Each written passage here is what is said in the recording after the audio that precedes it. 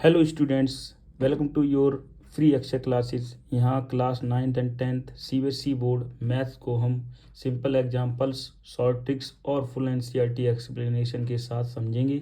Students, exam में top करना है तो चलिए मैथ्स को बनाते हैं आसान और स्कोरिंग। तो पहले आज हम करेंगे ट्रिग्नोमेट्री का चैप्टर 8 क्लास 10th। तो ये क्लास 10th है जिसका चैप्टर 8 है, इंट्रोडक्शन टू ट्रिग्नोमेट्री। तो सबसे पहले हम इसका बेसिक समझेंगे। बेसिक ये मैंने पहले ही नोट डाउन करके थोड़ा सा रखा है ताकि आपको जल्दी एक्सप्लेन कर दूं सारे फार्मूले और जो भी हैं चीज़ें वो। तो पहले हम समझते हैं कि ट्रिग्नोमेट्री है क्या। सबसे पहले देखो, ट्रिग्नोमेट्री में एक राइट ट्रायंगल बनता है। जैसे मैंने यहाँ पर बना रखे हैं दो राइट ट्रायंगल, ठीक है। यहाँ पर मैंने राइट एंगल बी ले लिया है 90 डिग्री। तो यहाँ पर जब 90 डिग्री ये हमने ले लिया है, इसको हम बोलेंगे triangle ABC, right angle at B. जब अब हम ये समझते हैं कि ट्रिग्नोमेट्रिक रेशियो कैसे बनता है, उसके लिए सबसे पहले हमें ये समझना होता है कि एंगल दो जगह पे लिया जाता है। ये जो एंगल होते हैं इनको एक्यूट एंगल कहते हैं। ये 90 डिग्री हो गई, ये एक्यूट एंगल हो गई। यही दो एंगल होते हैं, या फिर यहाँ लिया जाएगा एंगल या फिर एंगल यहाँ लिया जाएगा। अगर एंगल यहाँ मानते हैं तो cos A, sine A, sec A, tan A, cot A, ये बनेगा। वैसे ही cos sine C, cos C, sec C, ये सब बनेंगे यहाँ से। तो अगर थीटा यहाँ लेते हैं तो इसके जो अपोजिट है वो कौन है, पी। थीटा के जस्ट अपोजिट होता है परपेंडिकुलर, और थीटा के जहाँ पे हमने माना है उसकी एडजेसेंट साइड जो होती है उससे बोलते हैं बेस। तो ये परपेंडिकुलर, ये बेस हो जाएगा, ये हाइपोटेनियस होता है। हिंदी में समझेंगे कि अगर थीटा यहाँ लेते हैं तो इसके जस्ट सामने वाला लंब होता है और इसके साथ वाला आधार होता है और ये कर्ण होता है। ओके। अगर क्वेश्चन में थीटा यहाँ लिया गया तो इसके जस्ट अपोजिट पी हो जाएगा और इसके एडजेसेंट जो चलेगा वो बी हो जाएगा। यानी कि ये संलग्न भुजा है जो सी के साथ में वो हो जाएगा बेस, और इसके अपोजिट है जो सम्मुख भुजा है वो हो जाएगी परपेंडिकुलर यानी कि लंब, और ये कर्ण यानी कि हाइपोटेनियस। ओके। तो हमने ये समझ लिया कि थीटा किस तरीके से दोनों जगह पर चेंज होता है और कैसे परपेंडिकुलर और बेस चेंज होते हैं। तो अब हम चलते हैं ट्रिग्नोमेट्रिक रेशियो समझने के लिए। तो ये हम एक ट्रिक से समझेंगे कि पापा बीड़ी पियोगे, हा बेटा। कई बच्चों को पंडित बद्री प्रसाद हर हर भोले याद नहीं रहता है, तो मैंने ये अलग तरीके से एक बना दिया याद करने के लिए। तो आप इसको पंडित बद्री प्रसाद हर हर भोले से याद कर सकते हो, जो कि काफ़ी बच्चे इसी से करते हैं। और जिसको याद नहीं होता तो वो कर सकते हैं पंडित बद्री प्रसाद हर हर भोले के अलावा पापा बीड़ी पियोगे, हा बेटा। ये मजाक में लेना, इसको सीरियस मत लेना। तो साइन, हम इसको साइन ए बोल सकते हैं जब यहाँ लिया जाएगा थीटा। इसको कॉस ए बोल सकते हैं और इसको टेन ए। यानी कि पहली वैल्यू जो होती है वो साइन ए, दूसरी कॉस ए, तीसरी टेन ए। अगर इसको थीटा लिया जाए तो थीटा ए की जगह थीटा लिख सकते, sign theta, cos theta, tan theta. यानी कि पहली वैल्यू, पहला रेशियो जो होता है साइन थीटा का, दूसरा कॉस थीटा का, तीसरा टेन थीटा का। अब इसको हम थोड़ा चेंज करते हैं, आगे लिखते हैं साइन थीटा। साइन थीटा पहली वाली value P upon H, cos theta B upon H, tan theta P upon B. यहीं से आप लिख सकते हो पहली तीन, ये तीन पहले आप यहीं से देख के लिख सकते हो। फिर बाकी उल्टी करनी होती हैं, सारी रेशियो उल्टे करने होते हैं। जैसे साइन का उल्टा क्या होता है, कोसेक। साइन थीटा का उल्टा कोसेक थीटा, यानी कि साइन थीटा का रेसिप्रोकल कोसेक थीटा। तो ये हो जाएगा एच अपॉन पी। पलट देंगे, कॉस थीटा का उल्टा होता है सेक थीटा, तो ये हो जाएगा H upon B. Tan theta P upon B, तो कॉट थीटा का हो जाएगा बी अपॉन पी। ओके। तो यहाँ तक मैं ये समझता हूँ कि आपको इतना समझ आया होगा, लेकिन इनको समझने से पहले, उल्टे समझने से पहले से आपको इनको फॉर्मूले, रेसिप्रोकल वाले फॉर्मूले समझने पड़ेंगे। जैसे कि मेरे पास ये है sine theta equal to one upon cosec theta, यानी कि साइन का उल्टा होता है कोसेक थीटा, और कोसेक थीटा निकालेंगे तो वन अपॉन साइन थीटा हो जाएगा उल्टा। ऐसे ही टेन थीटा निकालते हैं, सॉरी कॉस थीटा निकालेंगे तो वन अपॉन सेक थीटा हो जाएगा, और सेक थीटा उल्टा होता है वन अपॉन कॉस थीटा। तो कॉस का उल्टा सेक, सेक का उल्टा कॉस, साइन का उल्टा कोसेक, कोसेक का उल्टा साइन। तो वैसे ही टेन थीटा का उल्टा वन अपॉन कॉट थीटा, और cot theta equal to one upon tan theta. ये हम चेंज कर सकते हैं। जैसे साइन थीटा कहीं लिखा है तो हम उसको बदलकर 1/cosec थीटा लिख सकते हैं। cosec थीटा कहीं लिखा है तो उसको 1/sec थीटा लिख सकते हैं। cosec थीटा लिखा है कहीं पे चेंज करके 1/sin थीटा लिख सकते हैं।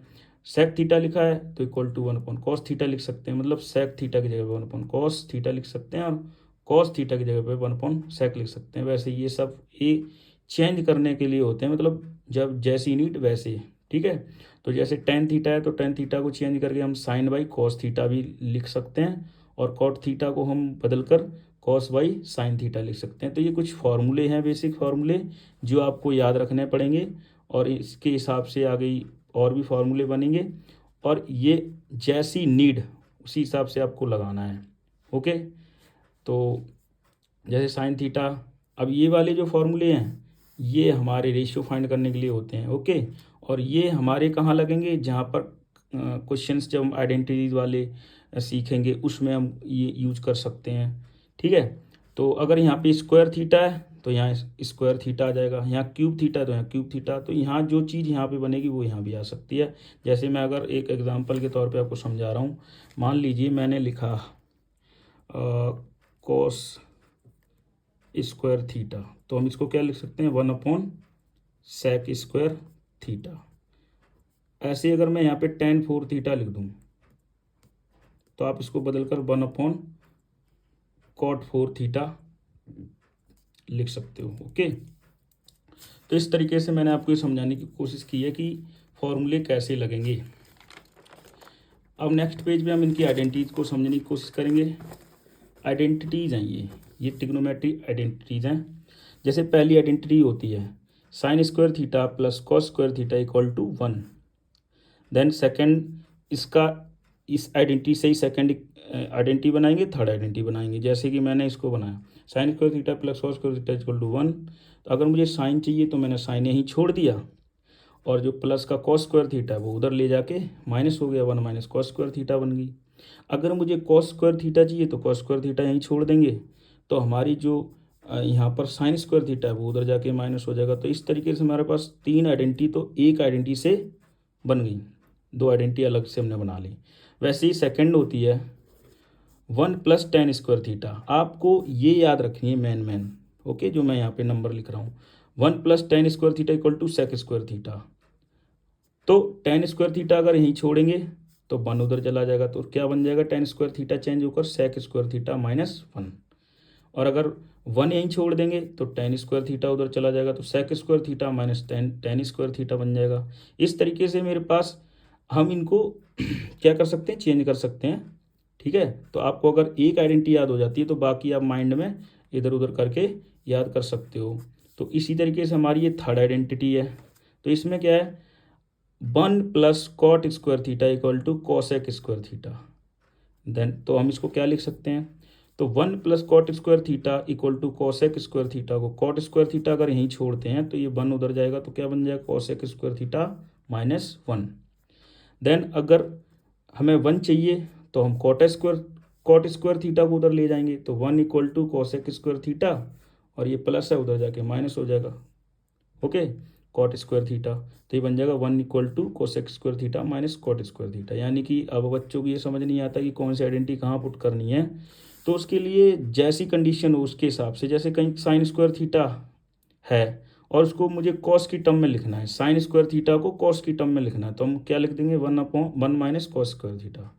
और कॉस स्क्वायर थीटा कहीं लिखा है तो उसको मुझे अगर साइन की टर्म में बदलना है, साइन के पदों में लिखना है, तो हम उसको क्या लिख सकते हैं 1 minus sign square theta.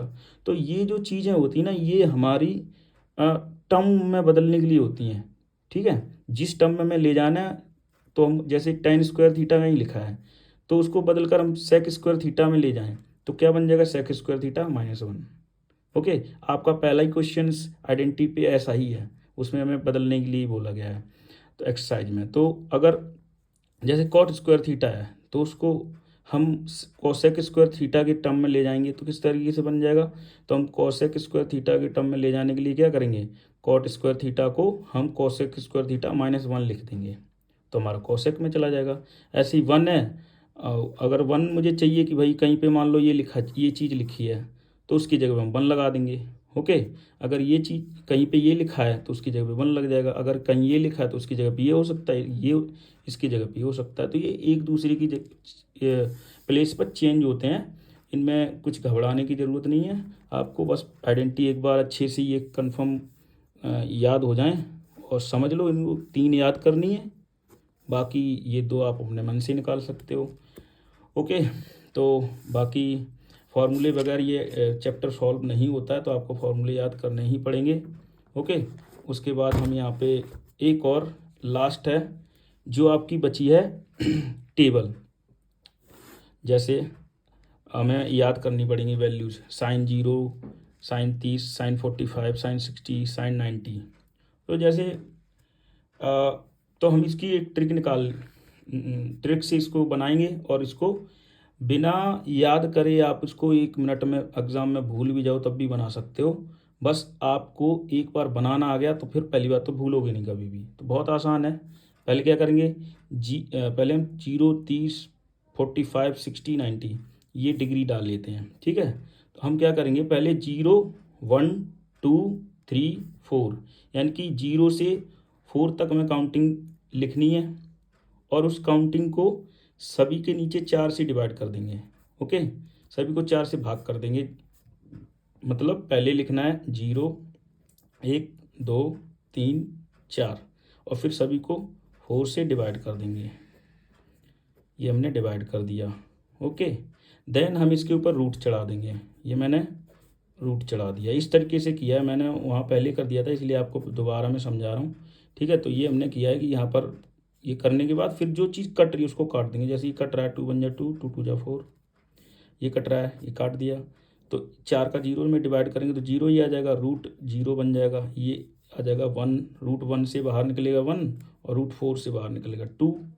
Okay, then root 1 है, ये रूट 1 से 1, और रूट 2 से कुछ बाहर निकलेगा नहीं तो रूट 2 ही रहेगा। रूट 3 का रूट 3 आ जाएगा, और रूट 4 नीचे वाले का, अलग अलग स्क्वायर है ये, अलग अलग स्क्वायर रूट है, तो इसमें से 2 निकल जाएगा। ओके, ये 1 आ जाएगा, 1 1, 4 1 जा 4, 4 1 जा 1, अरे हाँ ठीक है, 4 1 जा 4, 4 1 जा 4, 4 से कट गया तो 1 आ गया। अब ये रूट 1 आ जाएगा, रूट 1 से बाहर क्या निकलेगा 1। तो इस तरीके से हमने देखा रूट 0 0 हो जाएगा। तो तो इस तरीके से हमारी ये सारी वैल्यू निकल गई। 0, 1/2, 1/√2, रूट 3/2, 1।